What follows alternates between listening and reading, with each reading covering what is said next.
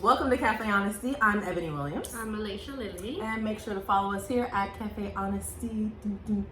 Shout out to the Shoppers Outlet for these amazing 15-ounce mugs. We'll be doing giveaways soon coming up in the next couple weeks. So make sure to follow us on Instagram for details on how to do that, okay? And if you're listening on any of our podcast partners, in the description, you'll see a link where you can see our beautiful faces because you'll be directed to our YouTube. And it has links to Instagram and our Twitter so you can follow us and all that good stuff.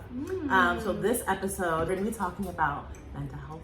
What really kicked this off was Meghan Markle and, of course, Prince Harry sat down with Oprah and they touched on stuff about what happened with the royal family, the institution, all this stuff that went down. One thing that was a lot of stress over the weekend was Meghan Markle talking about how she was suicidal and how she didn't want to do this anymore, which caused mixed reactions, of course, from the royal family and some of their known press out there that we can know can be very harsh.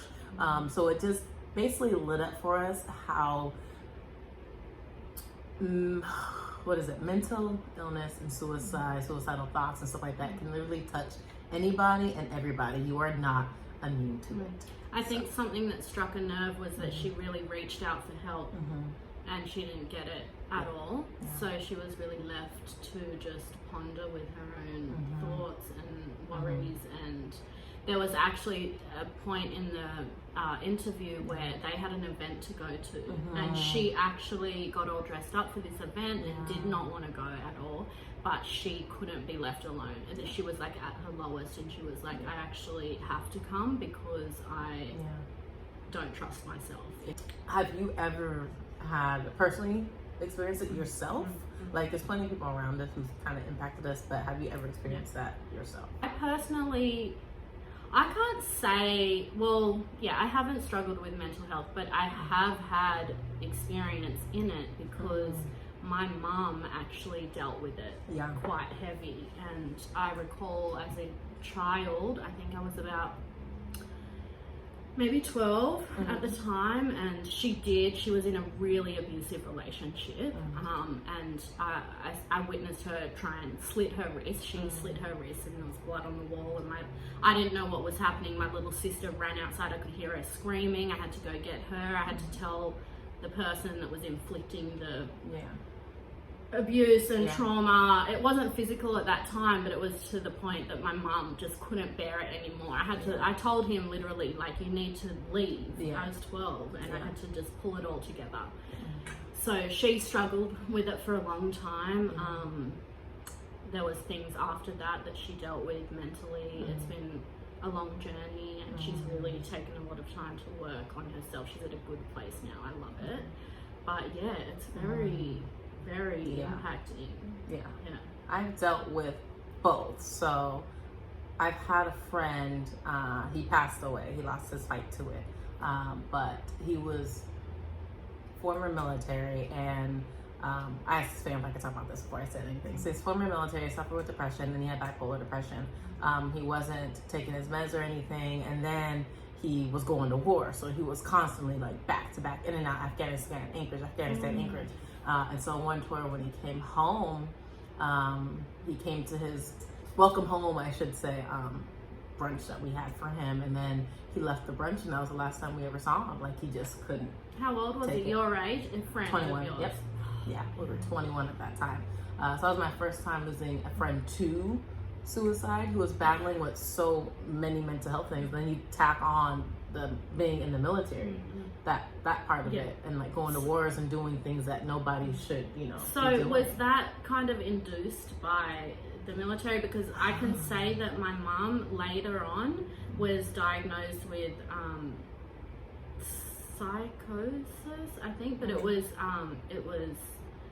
medically induced because of PTSD. I don't know, but you know what, that is interesting. Yeah, I wouldn't be surprised if that doesn't seem like it's a far-fetched idea at all. Especially when I have other friends in the military who tell me like stories and like horror stories and their PTSD and they're going through.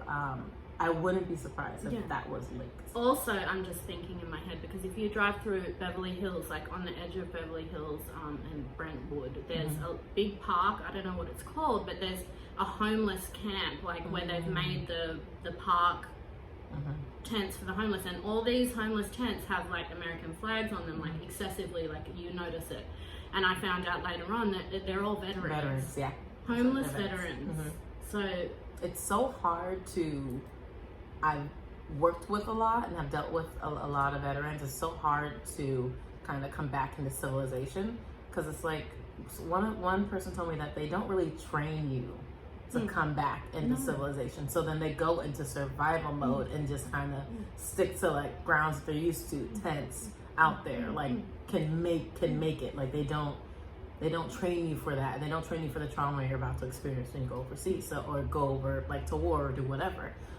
So I've experienced a few vets that have told me stories. My dad was former military. He doesn't have too many horror stories. Thank goodness. Yeah, thank goodness on that. But I'm definitely not surprised. Most of the homeless usually are veterans. Yeah.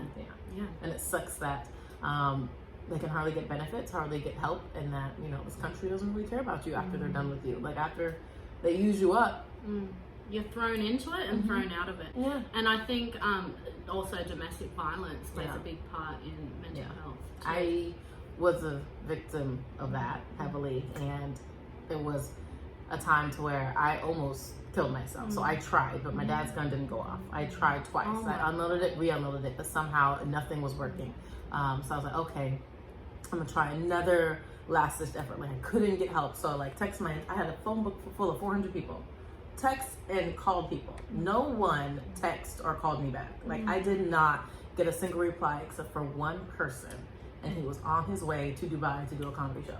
Oh my God. And it was Marlon Wayans, and I didn't tell him that until he came to Denver. I had an interview, and then I told him what that conversation was like, why it saved me, and he was just like, like staring at me like, oh my God. I didn't know that. Yeah, so I was like, that's why, like, you know, he's very important to me. Like, he's a very important factor in my life. I'm a very great friend. So he was the only one. The busiest person I knew was the only one that actually answered the phone, was on the way through security, stopped to just have a conversation with me, to shoot the shit. And he didn't know what was going on. I didn't say, I'm about to kill myself, I'm suicidal. Like, all I texted him was, have you ever just wanted things to end? Like, just stop. And I guess he might have thought I was just talking about work and being overwhelmed with what's going on. I was trying to get out of Alaska. I had so many moving pieces. I was in this abusive relationship, which he didn't know about either at the time. And then he just took the time to not text back, but to call. Like, he made a phone call. And so that 15, 20 minutes, like, literally saved my life.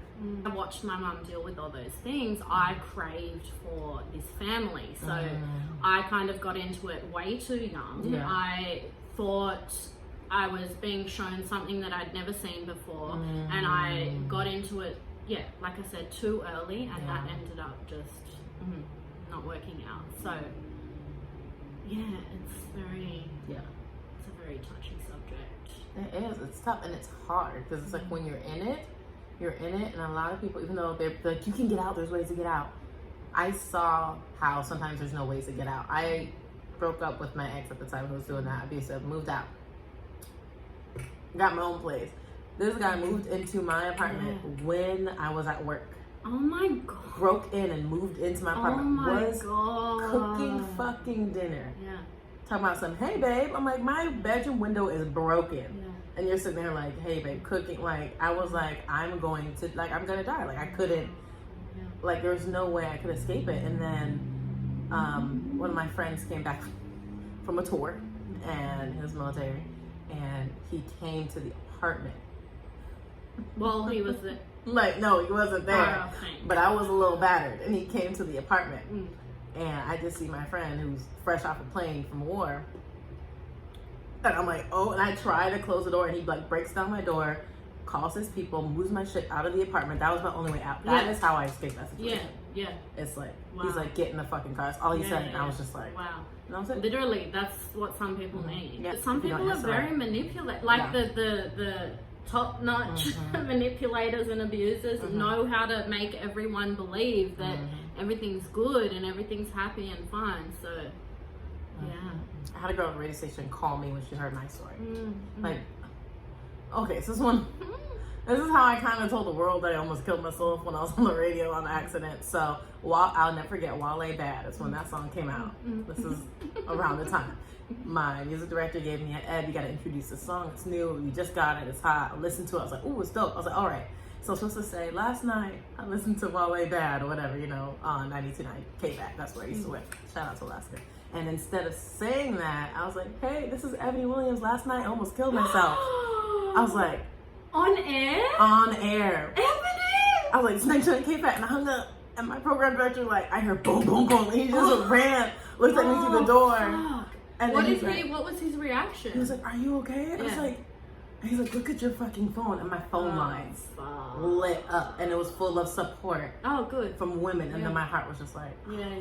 Wow. I was like, yo. Wow. Welcome to 10 a.m. if What? you Good morning. I was like, oh. Great start to the day. Right? I was like, I'm supposed to say.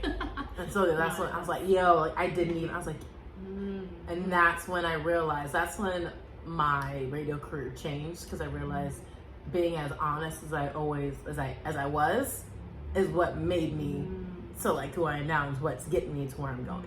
Yeah. I later spoke to my mom about her struggles and stuff, Yeah. and she went even more in depth that I would have never had any idea about. But there was some things that I was like, oh, my heart. Yeah. Oh my gosh. Yeah, she said she would sometimes walk around, because we lived in Sydney at the time, and she would walk around the cliff edges, and she would just walk like right on the edge and just be like, okay, if I slip, I slip. I slip. And I have chills even talking about it, but yeah, just I can't.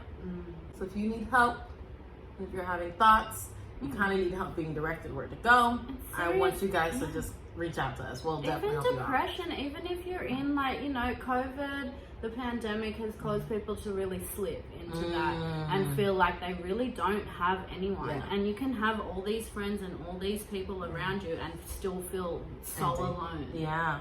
And I think a lot of people are realizing that most of their friendships were based around drinking Yeah. and going out to eat. Yeah. Like nothing Yeah. really sustainable. Like Yeah. you're just out here to Not party. much substance to Yeah. it. So, yeah, definitely hit us up. Go outside. Especially if COVID's bothering you. What helped me a lot, my doctor told me to get outside. Vitamins. Take your vitamins. Get outside. Drink a lot of water. Nature, wow. And eat vegetables, because that, like, Lauren London talked about that one day. She was doing an interview where she was speaking to kids, and she was like, on days where she just feels like really bad, she'll eat a salad. Oh yeah, well their whole family, Nipsey's mother was very vocal about Yeah. that, about what you put in your body and everything like that. Yeah, If you need it's all help, important. reach out to us, babies. We got you, okay? It's a very happy episode. Yeah. I love you. Come on. I need help. Let's hug you. Let us hug you. It's never easy. You could definitely trust us. A lot of you do already, which thank you. We love you for that. We're not in this one. Heavy. Very heavy. Hit us up at Cafe Prayer. Honesty. Prayer works too. She's a prayer warrior. So if you Fuck also that. need prayer, DM us. She got you. I'm iffy on that right now. I'm struggling with some stuff right now. Yeah, But that's she's normal. also my prayer That's warrior. normal. So when I'm on it, my prayers are absolutely amazing. But definitely hit us up and we'll pray for you, okay? I'm Ebony Williams. I'm Alicia Lilly. We love you. Mwah. Mwah.